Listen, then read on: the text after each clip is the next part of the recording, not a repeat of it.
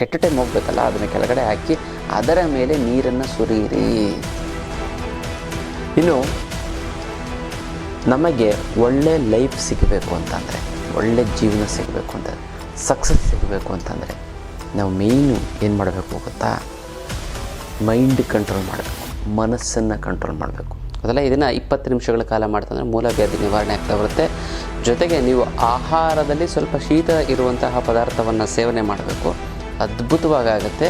ಇದೇ ಕಾಲಾಷ್ಟಮಿ ದಿನ ಈ ಒಂದು ದಾರವನ್ನು ನೀವು ಕೈಗೆ ಕಟ್ಕೊಂಡಿದ್ದೇ ಆಯಿತು ಅಂತಂದರೆ, ಈ ಕೈಗೆ ಕಟ್ಕೊಂಡಾಗಿ ಈ ಒಂದು ನೀರಲ್ಲಿ ಬಿಡ್ತು ಅಂತಂದರೆ ನೋಡಿ ಎಂಥ ಕೆಟ್ಟ ಟೈಮ್ ಇತ್ತು ಅಂತಂದರೆ ಹೊರಟೋಗ್ಬಿಡುತ್ತೆ. ಅದು ಯಾವ ದಾರ, ಯಾವ ರೀತಿ ಬಿಡಬೇಕು, ಹೇಗೆ ಬಿಡಬೇಕು ಅಂತೆಲ್ಲ ಸಂಪೂರ್ಣವಾಗಿ ಹೇಳ್ತೀನಿ. ಅದಕ್ಕಿಂತ ಮುಂಚೆ ನಮ್ಮ ವಿನಯ್ ಯೋಗಿ ಗುರೂಜಿ ಅಂತ ಯೂಟ್ಯೂಬ್ ಚಾನಲ್ ಲೈಕ್ ಮಾಡಿ, ಶೇರ್ ಮಾಡಿ ಮತ್ತು ಬೆಲ್ ಬಟನ್ನ ಒತ್ತಿ, ಮತ್ತು ಫೇಸ್ಬುಕ್ ಮತ್ತು ಇನ್ಸ್ಟಾಗ್ರಾಮಲ್ಲೂ ಕೂಡ ಲೈಕ್ ಮಾಡಿ, ಶೇರ್ ಮಾಡಿ ಮತ್ತು ಫಾಲೋವನ್ನು ಮಾಡಿಕೊಡಿ.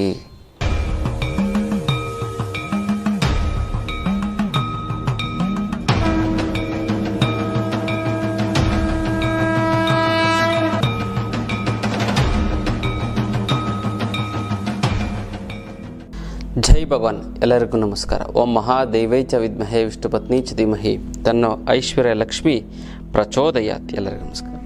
ಇವತ್ತಿನ ವಿಶೇಷ ಸಂಚಿಕೆಯಲ್ಲಿ ಅನೇಕ ವಿಚಾರಗಳನ್ನು ನಾವು ತಿಳ್ಕೊಳ್ಳೋಣ. ಮೊದಲನೇದಾಗಿ ಮುದ್ರೆಗಳು. ಯಾವ ಒಂದು ಮುದ್ರೆ ಮಾಡಿದ್ರೆ ಏನು ಅನುಕೂಲ ಆಗುತ್ತೆ ಅಂತ ನಾವು ನೋಡೋದಾಯಿತು ಅಂತಂದರೆ, ಈ ಭಾಳಷ್ಟು ಜನಕ್ಕೆ ಮೂಲವ್ಯಾಧಿಯ ಸಮಸ್ಯೆ ಇರುತ್ತೆ. ಮೂಲವ್ಯಾಧಿ ಅಂತಂದರೆ ಪೈಲ್ಸ್ ಸಮಸ್ಯೆ. ಈ ಪೈಲ್ಸ್ ಪಿಸ್ತುಲ ಸಮಸ್ಯೆ ಏನಕ್ಕೆ ಇರುತ್ತೆ ಮೇಯ್ನಾಗಿ ಅಂತಂದರೆ, ಕೂತ್ಕೊಂಡು ಮಾಡುವಂಥ ಕೆಲಸವರು ಮತ್ತು ಎಕ್ಸಸ್ ಆಫ್ ಈಟ್ ಇರುವಂಥವ್ರಿಗೆ ಇದು ಸರ್ವೇ ಸಾಮಾನ್ಯ.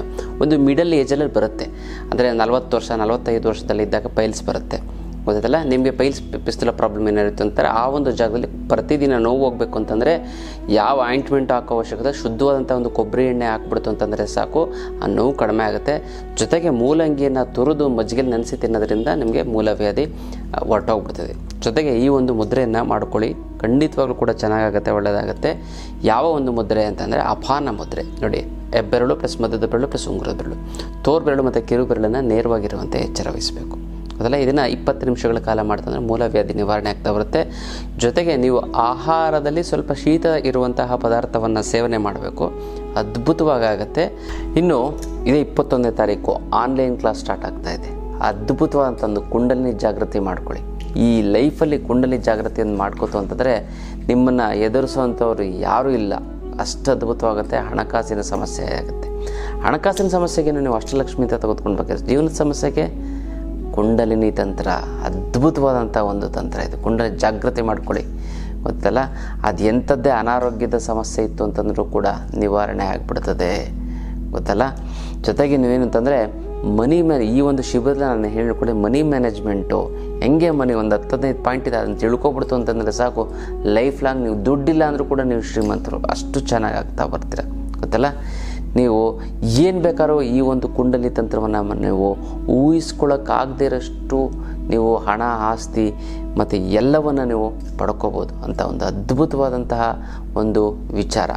ಅದಕ್ಕೋಸ್ಕರ ಆನ್ಲೈನ್ ಕ್ಲಾಸ್ ನೀವು ಅಟೆಂಡ್ ಮಾಡಿ, ಮಿಸ್ ಮಾಡಬೇಡಿ ಯಾವುದೇ ಕಾರಣಕ್ಕೂ. ಜೊತೆಗೆ ಯಾವ್ಯಾವ ಸಮಸ್ಯೆಗಳು ನಿವಾರಣೆ, ಗಂಡ ಹೆಂಡತಿ ಸಮಸ್ಯೆ ನಿವಾರಣೆ ಆಗ್ತಾ ಬರುತ್ತೆ, ಮತ್ತು ಕೋರ್ಟು ಕಚೇರಿಗಳ ಸಮಸ್ಯೆ ನಿವಾರಣೆ ಆಗ್ತಾ ಬರುತ್ತೆ, ಶತ್ರುಬಾಧೆ ನಿವಾರಣೆ ಆಗ್ತಾ ಬರುತ್ತೆ, ಮತ್ತು ಧನವಶೀಕರಣ ಆಗ್ತಾ ಬರುತ್ತೆ, ಮತ್ತು ಈ ಕೆಟ್ಟ ಆಲೋಚನೆ ಮಾಡಿ ಅಥವಾ ನೀವು ಏನೋ ದಡ್ಡತನದಿಂದ ತಪ್ಪು ಡಿಸಿಷನ್ ತೊಗೊಂಡು ಜೀವನ ಸಮಸ್ಯೆ ಮಗಳ್ಬಿಡುತ್ತೆ, ಎಲ್ಲವೂ ಕೂಡ ಸರಿ ಆಗ್ತಾ ಬರುತ್ತೆ. ಅದ್ಭುತವಾದಂಥ ಒಂದು ಬುದ್ಧಿ ನಿರ್ಮಾಣ ಆಗ್ತಾ ಬರುತ್ತೆ, ಅಖಂಡವಾದಂಥ ಒಂದು ಜ್ಞಾನ ಬರ್ತಾ ಹೋಗುತ್ತೆ. ಪ್ರತಿನಿತ್ಯ 3-5 ನಿಮಿಷ ಟೈಮ್ ಕೊಟ್ಟರೆ ಸಾಕು, ರಿಚಾರ್ಜ್ ಆದಂಗೆ ನಿಮ್ಮ ಎಲ್ಲ ಸಮಸ್ಯೆಗಳು ಕೂಡ ನಿವಾರಣೆ ಆಗುತ್ತೆ. ನೀವು ಏನಕ್ಕೆ ನೀವು ಅಟೆಂಡ್ ಮಾಡಬೇಕು ಅಂತಂದರೆ, ಇದು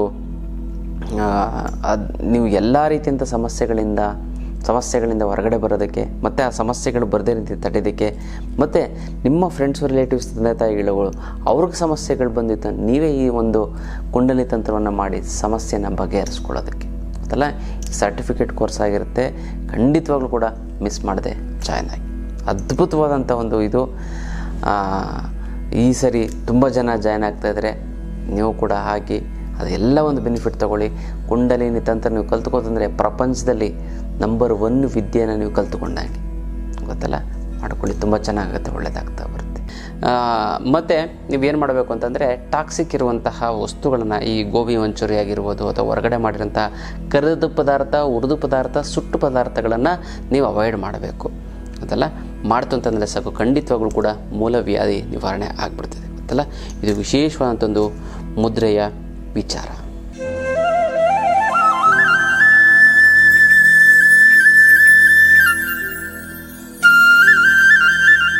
ಇನ್ನು ಇದೇ ಕಾಲಾಷ್ಟಮಿ ದಿನ ಈ ಒಂದು ದಾರವನ್ನು ನೀವು ಕೈಗೆ ಕಟ್ಕೊಂಡಿದ್ದೇ ಆಯಿತು ಅಂತಂದರೆ, ಈ ಕೈಗೆ ಕಟ್ಕೊಂಡಾಗಿ ಈ ಒಂದು ನೀರಲ್ಲಿ ಬಿಡ್ತು ಅಂತಂದರೆ ನೋಡಿ ಎಂಥ ಕೆಟ್ಟ ಟೈಮ್ ಇತ್ತು ಅಂತಂದರೆ ಹೊರಟೋಗ್ಬಿಡುತ್ತೆ. ಅದು ಯಾವ ದಾರ, ಯಾವ ರೀತಿ ಬಿಡಬೇಕು, ಹೇಗೆ ಬಿಡಬೇಕು ಅಂತೆಲ್ಲ ಸಂಪೂರ್ಣವಾಗಿ ಹೇಳ್ತೀನಿ. ಅದಕ್ಕಿಂತ ಮುಂಚೆ ನಮ್ಮ ವಿನಯ್ ಯೋಗಿ ಗುರೂಜಿ ಅಂತ ಯೂಟ್ಯೂಬ್ ಚಾನಲ್ ಲೈಕ್ ಮಾಡಿ, ಶೇರ್ ಮಾಡಿ ಮತ್ತು ಬೆಲ್ ಬಟನ್ನ ಒತ್ತಿ, ಮತ್ತು ಫೇಸ್ಬುಕ್ ಮತ್ತು ಇನ್ಸ್ಟಾಗ್ರಾಮಲ್ಲೂ ಕೂಡ ಲೈಕ್ ಮಾಡಿ, ಶೇರ್ ಮಾಡಿ ಮತ್ತು ಫಾಲೋವನ್ನು ಮಾಡಿಕೊಡಿ. ಇನ್ನು ತಡ ಮಾಡದೆ ನಾವು ವಿಚಾರವನ್ನು ತಿಳ್ಕೊಳ್ಳೋಣ. ನೋಡಿ, ಕಾಲಾಷ್ಟಮಿ ದಿನ ಅಂತಂದರೆ ಕಾಲವನ್ನು, ಈ ಕಾಲಾಷ್ಟಮಿ ದಿನದ ಕಾಲಭೈರವನ ಆರಾಧನೆಯನ್ನು ಮಾಡಬೇಕು. ನೀವು ಅಟ್ಲೀಸ್ಟ್ ಕಾಲಭೈರವನ ಒಂದು ನೆನೆಸ್ಕೊಳ್ಳಿ ಸಾಕು. ಅಷ್ಟಮಿ ದಿನ ನೀವೇನು ಮಾಡಬೇಕು ಅಂತಂದರೆ ಕಾಲಭೈರವನ್ನು ನೆನೆಸಿಕೊಳ್ಳಿ, ಭಕ್ತಿಯಿಂದ ನೆನೆಸ್ಕೊಳ್ಳಿ. ಕಾಲಭೈರವ, ವೀರಭದ್ರ ಅದಲ್ಲ, ಮತ್ತು ಕಾಳಿ, ಕಾಲವನ್ನು ನುಂಗುವಂಥ ಒಂದು ಶಕ್ತಿ ಯಾವುದಕ್ಕೆ ಇರುತ್ತೆ ಅಂದರೆ ಕಾಳಿಗಿರುತ್ತಂತೆ. ನೀವು ಲೆಕ್ಕ ಹಾಕೊಳ್ಳಿ. ಸೊ ಕಾಳಿಯನ್ನು ನೀವು ನೆನೆಸ್ಕೋತು ಅಂತಂದರೆ ಸಾಕು, ನಿಮಗೆ ಕೆಟ್ಟ ಟೈಮ್ ಹೊರಟೋಗ್ಬಿಡ್ತದೆ. ಏನು ಮಾಡಬೇಕು, ಯಾವ ಒಂದು ದಾರವನ್ನು ಹಾಕ್ಕೊಳ್ಬೇಕು. ನೋಡಿ, ದಾರ ಅಂತಂದರೆ ಆ ಒಂದು ದಿನ ಅದ್ಭುತವಾದಂಥ ಆ ಒಂದು ರೇಸು, ಆ ಒಂದು ಪ್ರಭಾವ, ಆ ಒಂದು ಶಕ್ತಿ ಗೊತ್ತಲ್ಲ, ಅದೊಂದು ಹವಾಗುಣ ಗೊತ್ತಲ್ಲ. ಏನಕ್ಕೆ ನಾವು ಏನು ಚಳಿಗಾಲ, ಬೇಸಿಗೆಗಾಲ, ಚಳಿಗಾಲ, ಮಳೆಗಾಲ ಅಂತ ನಾವು ಇಡೋವಂಥದ್ದು ಅಂದರೆ ಅದಕ್ಕೆ ಅಂತ ಒಂದು ವೈಬ್ರೇಷನ್ಸ್ ಇರುತ್ತೆ. ಅದಕ್ಕೆ ಅದನ್ನು ದಿನ ಅಂತ ಕನ್ವರ್ಷನ್ ಮಾಡಿದ್ದೇವೆ ಗೊತ್ತಾಯ್ತಲ್ಲ. ಆ ದಿನಗಳಲ್ಲಿ ಒಂದೊಂದು ವಿಶೇಷ. ಈ ಕೆಲವೊಂದಾರು ಹಣ್ಣುಗಳು, ಈಗ ಮಾವಿನ ಹಣ್ಣು ಬೇಸಿಗೆಯಲ್ಲಿ ಮಾತ್ರ ಬೆಳೀತೀನಿ, ಯಾವ ಟೈಮಲ್ಲೂ ಬೆಳೆಯಲ್ಲ. ಈಗೇನೋ ಇದು ಟೆಕ್ನಾಲಜಿ ಅಂದ್ಕೊಂಡು 365 ಡೇಸು ಬೆಳೆಯೋಂಗೆ ಮಾಡಿದ್ದಾರೆ, ಅದು ಬೇರೆ ವಿಚಾರ. ಆದರೆ ನ್ಯಾಚುರಲ್ಲಾಗಿ ಬೆಳೆಯೋವಂಥದ್ದು ಬೇಸಿಗೆಯಲ್ಲಿ ಮಾತ್ರ. ಕೆಲವೊಂದು ಹಣ್ಣುಗಳು ಅಷ್ಟೇ, ಕಲ್ಲಂಗಡಿ ಹಣ್ಣು ಬೇಸಿಗೆಯಲ್ಲಿ ಮಾತ್ರ ಬಿಡುತ್ತೆ ಅಲ್ವಾ. ಆ ಥರ ಒಂದೊಂದು ಈ ತುಂಬ ಚಳಿಗಾಲದಲ್ಲಿ ಈ ಸೀತಾಫಲ ಬರುತ್ತೆ ನೋಡಿ, ಎಷ್ಟೆಷ್ಟು ಇದಿದೆ. ಅಂದರೆ ಆ ಒಂದು ಟೈಮ್ಗೆ ಅದು ಕಾಲಾಷ್ಟಮಿಗೂ ಕೂಡ ಅಷ್ಟೊಂದು ಅದ್ಭುತವಂತಂದಪ್ಪ. ನೀವು ಏನಿಲ್ಲ, ಈ ಕಾಲಾಷ್ಟಮಿ ದಿನ ನೀವು ಭಕ್ತಿಯಿಂದ ಕಾಲಭೈರವನ್ನ ನೆನೆಸ್ಕೊಳ್ಳಿ. ಕಾಲಭೈರವ ಅಂತಂದರೆ ಕಪ್ಪು, ಕಾಳಿ ಅಂತಂದರೆ ಕಪ್ಪು, ಕಾಳಿ ಅಂತಂದರೆ ಈಸ್ ಈಕ್ವಲ್ ಟು ಕಪ್ಪು. ಆ ಕಪ್ಪು ಮತ್ತು ಕೆಂಪು ದಾರ ಎರಡೂ ಕೂಡ ಎಲ್ಲಿ ಕಟ್ಕೋಬೇಕು, ಎಡಗೈಗೆ ಕಟ್ಕೋಬೇಕು ಗೊತ್ತಲ್ಲ. ಈ ಎಡಗೈಗೆ ಕಟ್ಕೊಂಡು ನೀವೇನು ಮಾಡಬೇಕು ಅಂತಂದರೆ ಬೆಳಗ್ಗೆಯಿಂದ ಸಂಜೆವರೆಗೂ ಇರಬೇಕು, ನೈಟು ಇಟ್ಬಿಡಿ. ನೆಕ್ಸ್ಟ್ ಡೇ ನೀವೇನು ಮಾಡಬೇಕು ಅಂತಂದರೆ ಆ ಒಂದು ಇದನ್ನು ನೀರಿನಲ್ಲಿ ಬಿಡಬೇಕು. ಗುರುಗಳೇ, ನಾವು ಸಿಟಿಲಿ ಇದ್ದೀವಿ, ನಾವು ನೀರಲ್ಲಿ ಬಿಡೋಕ್ಕಾಗಲ್ಲ, ಏನು ಮಾಡೋಣ, ಏನು ಮಾಡಬೇಕು? ನೀರಿಲ್ಲ, ನೀವು ನದಿನೇ ಎಲ್ಲಿ ಹುಡ್ಕೊಂಡು ಹೋಗೋಣ. ಕೆಟ್ಟ ಟೈಮ್ ಪರಿಹಾರ ಆಗಬೇಕು ಅಂತಂದರೆ ನದಿಯಲ್ಲಿ ಹುಟ್ಕೊಂಡ್ರೆ ನೀವು 100% ರಿಸಲ್ಟು. ಕೂಡ ನಮ್ಮ ನದಿ ಇಲ್ಲ, ನಾವೇನು ಮಾಡೋಣ ಅಂತಂದರೆ, ಈಗ ಸಿಟಿಲಿ ಇರ್ತಾರೆ, ನದಿಯಲ್ಲಿ ಹುಡ್ಕೊಂಡು ಹೋಗೋಕ್ಕಲ್ಲ ಹೆಣ್ಮಕ್ಳು, ಏನು ಮಾಡಬೇಕು ಅಂತ ಅಂದರೆ ಈ ದಕ್ಷಿಣಾಭಿಮುಖವಾಗಿ ತಿರ್ಕೊಂಡು ಮನೆಯ ಮುಂದೆ ಗೊತ್ತಾಯ್ತಲ್ಲ, ಮನೆಯ ಮುಂದೆ ನೀವು ಕೈಯಲ್ಲಿ ಕಟ್ಟಿರುವಂತಹ ದಾರವನ್ನು ಮನೆಯ ಮುಂದೆನೇ, ಕೆಟ್ಟ ಟೈಮ್ ಹೋಗಬೇಕಲ್ಲ, ಅದನ್ನು ಕೆಳಗಡೆ ಹಾಕಿ ಅದರ ಮೇಲೆ ನೀರನ್ನು ಸುರಿಯಿರಿ. ಆಮೇಲೆ ಮಾಮೂಲಿ ಕಸ ಗುಡಿಸಿ ಅದು ಒಡಿಸಿ, ಅದು ಒಂದು ಸರಿ ನೀರು ಸೋದೆ ಅದು ಎನರ್ಜಿ ಹೋಯ್ತು ಅಂತ, ನೆಗೆಟಿವ್ ಎನರ್ಜಿ ಹೋಯ್ತು ಅಂತ ಇಷ್ಟು ಮಾಡಿ ಅದ್ಭುತವಾಗಿ ಕೆಲಸ ಆಗುತ್ತೆ. ಮತ್ತು ನೀವು ಚಿಂತೆನೆ ಮಾಡ್ಕೊಳ್ಳೋದು ಬೇಕಾಗಿಲ್ಲ ಗೊತ್ತಲ್ಲ. ಮತ್ತು ಇನ್ನು ನಮ್ಮ ಅಷ್ಟಲಕ್ಷ್ಮಿ ಅಂತ ಇತ್ತು, ನಿಮಗೆ ಕೆಟ್ಟ ಟೈಮ್ ಅನ್ನೋದು ಬರೋದೇ ಇಲ್ವಲ್ಲ ನಿಮಗೆ ಗೊತ್ತಲ್ಲ. ಆ ಒಂದು ಪವರ್, ಆ ಒಂದು ಶಕ್ತಿ, ಆ ಒಂದು ತಾಕತ್ತು ನಮ್ಮ ಒಂದು ಅಷ್ಟಲಕ್ಷ್ಮಿ ಯಂತ್ರಕ್ಕಿರುತ್ತೆ. ಹಾಗಾಗಿ ಮಿಸ್ ಮಾಡಿದ ಅಷ್ಟಲಕ್ಷ್ಮಿ ಯಂತ್ರನ ತಗೊಳ್ಳಿ. ಮತ್ತು ಈ ಕಾಲಾಷ್ಟಮಿ ದಿನ ಈ ಒಂದು ಅದ್ಭುತವಾದಂಥ ಒಂದು ತಂತ್ರವನ್ನು ನೀವು ಮನೆಯಲ್ಲಿ ಮಾಡಿಕೊಳ್ಳಿ. ಖಂಡಿತವಾಗ್ಲೂ ಚೆನ್ನಾಗಾಗುತ್ತೆ, ಒಳ್ಳೆಯದಾಗ್ತಾ ಬರುತ್ತೆ ಗೊತ್ತಲ್ಲ. ಇದು ವಿಶೇಷವಾದಂಥ ಒಂದು ತಂತ್ರದ ವಿಚಾರ. ಮತ್ತು ಯಾರ್ಯಾರಿಗೆ ಕೆಟ್ಟ ಟೈಮ್ ಇದು ಹೊರಟೋಗ್ಬೇಕು ಅಂತಂದರೆ ನೀವು ನಿಮ್ಮ ಹೆಸರನ್ನ ಕಮೆಂಟ್ ಮಾಡಿಬಿಟ್ಟು ಓಂ ರೀಂ ಶ್ರೀಂ ಐಶ್ವರ್ಯ ಲಕ್ಷ್ಮಿ ನಿನ್ನ ಆಶೀರ್ವಾದ ಸದಾ ನನ್ನ ಮೇಲೆ ಇರೋದಕ್ಕೆ ನಿನಗೆ ಶತಕೋಟಿ ನಮಸ್ಕಾರ ಅಂತ ನೀವು ಕಮೆಂಟ್ ಮಾಡಿ ಕಳಿಸಿ. ಇದೊಂದು ಸಂಕಲ್ಪ ಮಾಡೋದ್ರಿಂದ ನಿಮಗೆ ಕೋಟ್ಯಾಧೀಶ್ವರ ಆಗ್ಬಿಡ್ತೀರ. ನನಗೆ ಯಾವ್ಯಾವ ಹೇಳ್ತೀನಿ ಅಂತ ಎಲ್ಲ ಸುಮ್ಮನೆ ಮಾಡ್ತಾ ಹೋಗಿ. ನಿಮ್ಗೆ ದುಡ್ಡು ಬರಲಿಲ್ಲ ಅಂತಂದರೆ ಕೇಳಿ, ಅಷ್ಟು ಚೆನ್ನಾಗಾಗುತ್ತೆ, ಅಷ್ಟು ಒಳ್ಳೆಯದಾಗ್ತಾ ಬರುತ್ತೆ. ಅಂದರೆ ವಿಶೇಷವಾದ ಇದು ತಂತ್ರದ ವಿಚಾರ. ಇನ್ನು ನಮಗೆ ಒಳ್ಳೆ ಲೈಫ್ ಸಿಗಬೇಕು ಅಂತಂದರೆ, ಒಳ್ಳೆ ಜೀವನ ಸಿಗಬೇಕು ಅಂತ, ಸಕ್ಸಸ್ ಸಿಗಬೇಕು ಅಂತಂದರೆ ನಾವು ಮೇಯ್ನು ಏನು ಮಾಡಬೇಕು ಗೊತ್ತಾ? ಮೈಂಡ್ ಕಂಟ್ರೋಲ್ ಮಾಡಬೇಕು, ಮನಸ್ಸನ್ನು ಕಂಟ್ರೋಲ್ ಮಾಡಬೇಕು. ಮನಸ್ಸನ್ನು ಕಂಟ್ರೋಲ್ ಮಾಡ್ತು ಅಂತಂದರೆ ಸಾಕು, ನಮಗೆ ಒಳ್ಳೆ ಲೈಫ್ ಸಿಗುತ್ತೆ. ನಾವು ಏನು ಕೆಲಸ ಮಾಡಿದ್ರು ಕೂಡ ಅದು ಸಕ್ಸಸ್ ಆಗತ್ತೆ.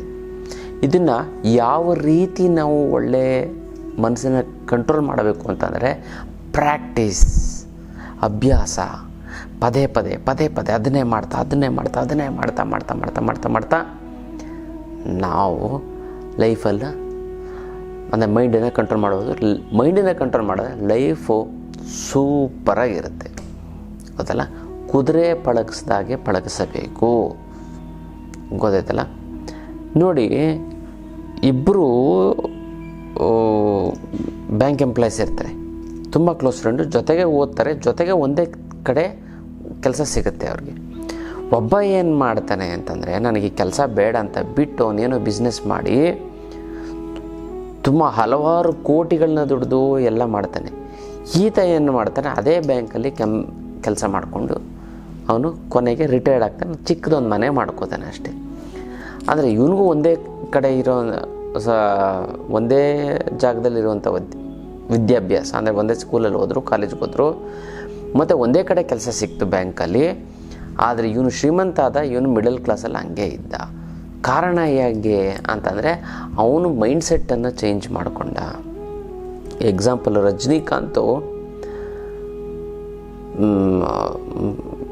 ಕಂಡಕ್ಟರ್ ಆಗಿದ್ದು ಕೂಡ ಫಿಲಮ್ ಇಂಡಸ್ಟ್ರಿಗೆ ಹೋಗಿ ದೊಡ್ಡ hero, super hero, number 1 hero ಆದರು, ಗೊತ್ತಲ್ಲ, ಫಿಲಮ್ ಇಂಡಸ್ಟ್ರಿಯಲ್ಲಿ. ಆದರೆ ಅದಕ್ಕೆ ಕಾರಣ ಏನು? ಭಾಳಷ್ಟು ಜನ ನಾನು ಫಿಲಮ್ ಇಂಡಸ್ಟ್ರಿಗೆ ಹೋಗ್ತೀನಿ, ನಾನು ಫಿಲಮ್ ಮಾಡ್ತೀನಿ ಅಂತಂದರೆ ಎಲ್ಲ ಗೌರ್ಮೆಂಟ್ ಕೆಲಸನ ಬಿಟ್ಟುಬಿಟ್ಟು ಯಾರು ಫಿಲಮ್ ಇಂಡಸ್ಟ್ರಿಗೆ ಹೋಗ್ತಾರ? ಅಲ್ಲಿ ಏನು ಸಿಗುತ್ತೆ? ಅಲ್ಲಿ ಚಾನ್ಸೇ ಸಿಗಲ್ಲ ಅಂತ ತುಂಬ ಜನ ಸ್ನೇಹಿತರು ಹೇಳಿದ್ರಂತೆ. ಆದರೆ ಒಬ್ಬರ ಸ್ನೇಹಿತ, ಇಲ್ಲ ನೀನು ಹೋಗ್ಬಿಟ್ಟು ಬಾ, ನಿಮಗೆ ದುಡ್ಡಿಲ್ವಾ, ನಾನು ಕೊಡ್ತೀನಿ ಅಂತ ಕುತ್ತಿಗೆಲ್ಲಿರುವಂಥ ಚೈನನ್ನು ಅಡ ಇಟ್ಬಿಟ್ಟು ದುಡ್ಡು ಕೊಟ್ರಂತೆ. ಈಗ ಆತ ನಂಬರ್ 1 ಅಂತಲ್ಲ. ಅಂದರೆ ಅವರು ಮೈಂಡನ್ನು ಕಂಟ್ರೋಲ್ ಮಾಡಿಕೊಂಡ್ರು. ನಾವು ಲೈಫ್ ಚೆನ್ನಾಗಿರಬೇಕು ಅಂದರೆ ರಿಸ್ಕ್ ತೊಗೊಳ್ಬೇಕು. ಅವರು ತನ್ನ ಊಟ, ಬಟ್ಟೆ ಮತ್ತು ಹೆಂಡತಿ ಮಕ್ಕಳನ್ನ ಮಾತ್ರ ನೋಡ್ಕೊಳ್ಳೋದಾಗಿತ್ತು ಅಂತಂದರೆ ಕಂಡಕ್ಟರ್ ಜೀವನನೇ ಸಾಕಾಗಿತ್ತು, ಅಲ್ಲೇ ಒಳ್ಳೆ ಸಂಬಳ ಬರ್ತಾಯಿತ್ತು, ಓಕೆ. ಆದರೆ ಇಲ್ಲ, ನಾನು ಜೀವನದಲ್ಲಿ ಮುಂದೆ ಬರಬೇಕು, ನಾನು ಸಕ್ಸಸ್ ಆಗಬೇಕು ಅಂತ ಮೈಂಡನ್ನು ಚೇಂಜ್ ಮಾಡಿದ್ರು, ಮೈಂಡನ್ನು ಕಂಟ್ರೋಲ್ ಮಾಡಿ ಅಭ್ಯಾಸ ಮಾಡಿದ್ರು, ನಾಟಕಗಳನ್ನು ಮಾಡಿದ್ರು, ಅಭ್ಯಾಸಗಳನ್ನು ಮಾಡಿದ್ರು, ಅನೇಕ ರೀತಿಯಾದಂಥ ತನ್ನ ಒಂದು ಕಲಾ ಪ್ರೌಢಮೆಯನ್ನು ಮೆರೆದ್ರು, ಲೈಫಲ್ಲಿ ಸಕ್ಸಸ್ ಆದರು. ಇಷ್ಟೇ. ಅದೇ ಅವ್ರ ಜೊತೆ ಇರುವಂಥ ಅನೇಕ ಜನ ಕೊಲೀಗ್ಸು ಇನ್ನೂ ಕಂಡಕ್ಟ್ರಾಗೇ ಇದ್ದು ರಿಟೈರ್ಡ್ ಆಗಿದ್ದಾರೆ. ಈಗ ಆಗಿಲ್ಲ, ಯಾಕೆಂದರು ಮೈಂಡನ್ನು ಕಂಟ್ರೋಲ್ ಮಾಡಿಲ್ಲ. ನೀವು ಯಾವಾಗ ಮೈಂಡನ್ನು ಕಂಟ್ರೋಲ್ ಮಾಡಿ ಸಾಧನೆ ಕಡೆಗೆ ನೀವು ಗಮನ ಕೊಡ್ತೀರೋ, ಯಾವುದೇ ಕೆಲಸ ಆಗಲಿ ಸಾಧನೆ ಎಲ್ಲ ಒಂದೇ. ನೀವು ಆ ಕೆಲಸ ಆಗುತ್ತೆ, ನೀವು ಮುಟ್ಟಿದ್ದೆಲ್ಲ ಚೆನ್ನಾಗುತ್ತೆ, ದುಡ್ಡು, ಕಾಸು, ಹಣ ಎಲ್ಲವೂ ಕೂಡ ಬರ್ತಾ ಹೋಗುತ್ತೆ, ಅಲ್ಲ? ಇದು ವಿಶೇಷವಂತ ತಂತ್ರದ ವಿಚಾರ. ಇನ್ನು ನಾವು ಹೊಸದಾಗಿ ವಧುವರ ಅನ್ವೇಷಣೆ ಮಾಹಿತಿ ಕೇಂದ್ರವನ್ನು ಮಾಡಿದ್ವಿ. ಇಲ್ಲಿ ತುಂಬ ಜನರ ಒಂದು ಮಾಹಿತಿ, ಅಂದರೆ ಯಾರ್ಯಾರು ಮದುವೆ ಆಗಬೇಕು ಅಂದರೆ ಡಾಕ್ಟ್ರು, ಇಂಜಿನಿಯರು, ದೊಡ್ಡ ದೊಡ್ಡ ಪ್ರೊಫೆಷನ್ನು, ಬಿಸ್ನೆಸ್ಸಲ್ಲಿರುವಂಥವ್ರು ಎಲ್ಲ ಕಡೆ ಆಲ್ ಓವರ್ ಕರ್ನಾಟಕ ನಮ್ಮ ವಿದ್ಯಾರ್ಥಿಗಳಿದ್ದಾರೆ. ಅವರೆಲ್ಲ ಎಷ್ಟೊಂದು ಜನ ಜಾತಕ ಬಂದು ನಮ್ಗೆ ತೋರಿಸ್ತಾ ಇದ್ದಾರೆ. ಊರುಗಳೇ ನಾವೊಂದು ಯಾವ್ದಾರು ಹೆಣ್ಣಿದ್ರೆ ಹುಡುಕಿ ಹೇಳಿ, ನಿಮ್ಮತ್ತು ಎಷ್ಟೊಂದು ಜಾತಕಗಳು ಬರುತ್ತೆ, ನೀವು ನೋಡಿ, ಯಾಕಂದರೆ ಮದುವೆ ಆಗುತ್ತೋ ಇಲ್ವೋ ಅಂತ ಕೇಳ್ತಾ ಇರ್ತಾರೆ, ಅಂಥವ್ರಿಗೆ ನಮ್ಗೆ ಹುಡುಕೊಡಿ ಅಂತ.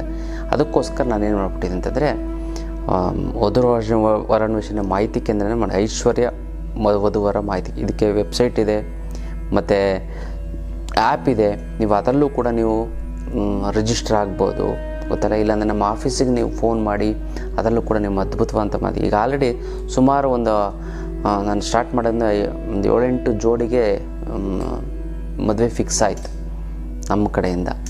ಅದಕ್ಕಿಂತ ಮುಂಚೆ ನಾನು ಸಪ್ರೇಟಾಗಿ ವೈಯಕ್ತಿಕವಾಗಿ ಒಂದು 40-50 ಮದುವೆ ಮಾಡಿದ್ದೀನಿ. ಅದಾದಮೇಲೆ ಇವಾಗ ತುಂಬ ಜನ ಒಂದು ಒತ್ತಾಯದ ಮೇರೆಗೆ ಮಾಡಿದ್ದೀನಿ. ಆ್ಯಪ್ ಇದೆ, ಅದರಲ್ಲೂ ಕೂಡ ನೀವು ನೋಡ್ಬೋದು. ವೆಬ್ಸೈಟ್ ಇದೆ, ಅದರಲ್ಲೂ ಕೂಡ ನಿಮಗೆ ಅದ್ಭುತವಾದಂಥ ಒಂದು ಮಾಹಿತಿ ಸಿಗುತ್ತೆ. ಇಲ್ಲಾಂದರೆ ನಮ್ಗೆ ಫೋನ್ ಮಾಡಿ, ಇಂಥ ಎಷ್ಟೊಂದು ಜನಕ್ಕೆ ಮನೇಲಿ ತಂದೆ ಇರಲ್ಲ, ಹೆಣ್ಮಕ್ಳು ನೋಡಬೇಕು, ಯಾರೂ ಕೂಡ ನೋಡೋರಿರಲ್ಲ, ಅಂಥವ್ರಿಗೂ ಕೂಡ ನೀವು ಹೇಳಿ ಖಂಡಿತವಾಗ್ಲೂ ಕೂಡ ನಾವು ನಮ್ಮ ಒಂದು ಟೀಮ್ ಏನಿದೆ ನಿಮಗೆ ಅದಕ್ಕೆ ಸದಾ ನಿಮ್ಮ ಒಂದು ಸೇವೆಗೆ ನಿರತವಾಗಿದೆ ನಮ್ಮ ಒಂದು ಟೀಮು. ಯಾಕಂದರೆ ಇದು ಒಂದು ಮದುವೆ ಮಾಡೋಂಥದ್ದು ಪುಣ್ಯದ ಕೆಲಸ, ಇದು ಎಲ್ರಿಗೂ ಸಿಗಲ್ಲ. ಹಾಗಾಗಿ ಯಾವುದೇ ಪ್ರೊಫೆಷನ್ ಆಗಿರ್ಬೋದು, ಗೊತ್ತಲ್ಲ, ಫಾರಿನಲ್ಲಿರೋಂಥ ಗಂಡ ಆಗಿರ್ಬೋದು ಅಥವಾ ಫಾರಿನಲ್ಲಿ ಇರೋದು ಹುಡುಗಿರದೇ ಇರ್ಬೋದು, ನಮ್ಮ ಹತ್ರ ಬರ್ತಾ ಇರುತ್ತೆ. ತುಂಬ ಪ್ರೊಫೈಲ್ ಬರ್ತಾರೆ, ಡಾಕ್ಟರ್ಸು, ಇಂಜಿನಿಯರ್ ಪ್ರೊಫೆಷನ್ಸು. ಯಾಕಂದರೆ ಅವ್ರಿಗೆ ತಕ್ಕಬೇಕಾಗಿರೋದು ಸಿಗಲ್ಲ. ನಾವು ಅದಕ್ಕೋಸ್ಕರ ನಮ್ಮ ಹತ್ರ ಬರ್ತಾರೆ. ಇದನ್ನು ನಾವು ಶಾಸ್ತ್ರೀಯವಾಗಿ ಇದನ್ನು ನೋಡಿ, ಜಾತಕವನ್ನು, ಕುಂಡಲಿನ ನೋಡಿ ಪರಿಶೀಲನೆ ಮಾಡಿ ಇಟ್ಟಿರ್ತೀವಿ. ನಮ್ಗೆ ಈಸಿಯಾಗಿ ನಮ್ಗೆ ಸಿಕ್ಬಿಡ್ತದೆ. ಹಾಗಾಗಿ ಯಾರೇ ಇದು ಫಸ್ಟು ನಿಮಗೆ ಫೋನ್ ಮಾಡಿ ರಿಜಿಸ್ಟರ್ ಮಾಡಿ ಅದ್ರ ಬಗ್ಗೆ ಮಾಹಿತಿ ತಿಳ್ಕೊಳ್ಳಿ. ರಿಜಿಸ್ಟರ್ ಮಾಡಿ ಫೋಟೋವನ್ನು ಕಳಿಸಿ, ಬಯೋಡೇಟಾವನ್ನು ಕಳಿಸಿ. ನಾವು ವೆಬ್ಸೈಟು ಮತ್ತು ಇದರಲ್ಲೆಲ್ಲ ಆ್ಯಪಲ್ಲೆಲ್ಲ ನಾವು ಅಪ್ಲೋಡ್ ಮಾಡ್ತೀವಿ. ಅದರಲ್ಲೂ ಕೂಡ ನಿಮಗೆ ಸಾಕಷ್ಟು ಕರೆಗಳು ಬರ್ತವೆ. ನಿಮಗೆ ಈ ಥರ ಒಂದು ಹೆಣ್ಣಿದೆ, ಒಂದು ಗಂಡಿದೆ ಅಂತ. ಅದ್ಭುತ ಒಂದು ಮ್ಯಾಚ್ ಮೇಕಿಂಗ್ ಅಂತ ಹೇಳ್ಬೋದು, ಗೊತ್ತಲ್ಲ, ಐಶ್ವರ್ಯ ಮ್ಯಾಟ್ರಿಮೋನಿ ಅಂತ. ಖಂಡಿತವಾಗ್ಲೂ ಕೂಡ ನೀವು ಯಾರ್ಯಾರಿಗೆ ಮದುವೆ ಆಗಿಲ್ಲ ಅಥವಾ ನಿಮಗೆ ಬೇರೆಯವ್ರಿಗೆ ಯಾರಿಗಾದ್ರು ತಿಳಿಸಿ, ಖಂಡಿತವಾಗ್ಲೂ ಕೂಡ ಅದು ತುಂಬ ಒಳ್ಳೆಯದಾಗುತ್ತೆ, ತುಂಬ ಚೆನ್ನಾಗಿ. ಯಾಕಂದರೆ ನಿಮ್ಗೆ ಆಗಿಲ್ಲ ಅಂತ ಬೇರೆಯವ್ರಿಗಾದ್ರು ತಿಳಿಸಿ ಇಂಥ ಕಡೆ ಇದೆ ಅಂತ. ಇದು ನೀವು ತಿಳಿಸಿ ಒಂದು ಮಾಹಿತಿ ಕೊಟ್ಟವ್ರು ಮದುವೆ ಆಯಿತು ಅಂತಂದರೂ ಕೂಡ ಆ ಒಂದು ಪುಣ್ಯದ ಫಲವೂ ಕೂಡ ನಿಮ್ಗೆ ಸಿಗ್ತಾ ಹೋಗುತ್ತೆ, ಗೊತ್ತಲ್ಲ. ಐಶ್ವರ್ಯ ಮತ್ತು ಐಶ್ವರ್ಯ ಮ್ಯಾಟ್ರಿಮೋನಿ ಅಂತ, ಐಶ್ವರ್ಯ ವಧುವರರ ಮಾಹಿತಿ ಕೇಂದ್ರ. ಖಂಡಿತವಾಗ್ಲೂ ಕೂಡ ನೀವು ಇದನ್ನು ರಿಜಿಸ್ಟರ್ ಆಗಿ ಯಾರ್ಯಾರು ಮದುವೆ ಆಗಿಲ್ಲ ಅಂಥವ್ರು, ಗೊತ್ತಲ್ಲ. ಇದು ವಿಚಾರ.